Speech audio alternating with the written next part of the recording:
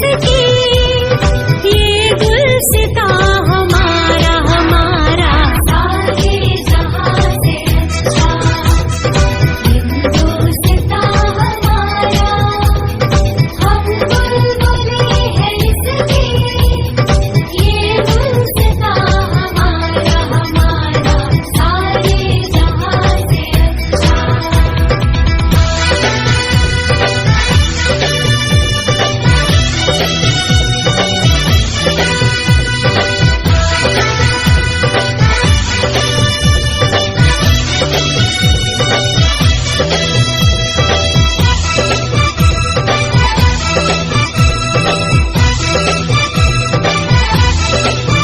गुर्बत में हो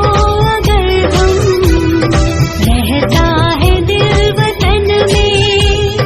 गुर्बत में हो अगर हम रहता है दिल वतन में, समझो वही हमें भी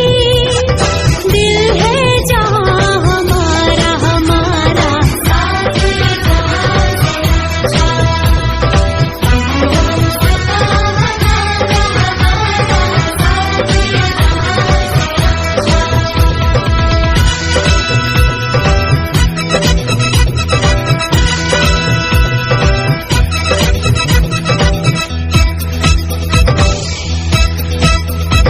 पर्वत वो सबसे ऊंचा हम साया आसमां का,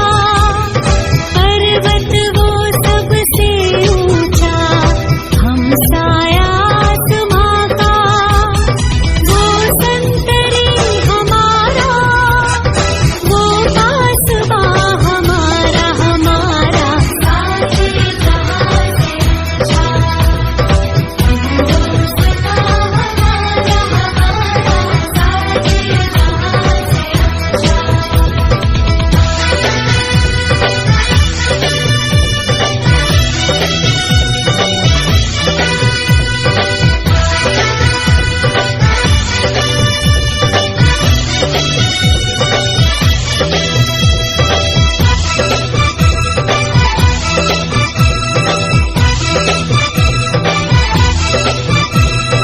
गोदी में खेलती है जिसकी हजारों नदियां, गोदी में खेलती है जिसकी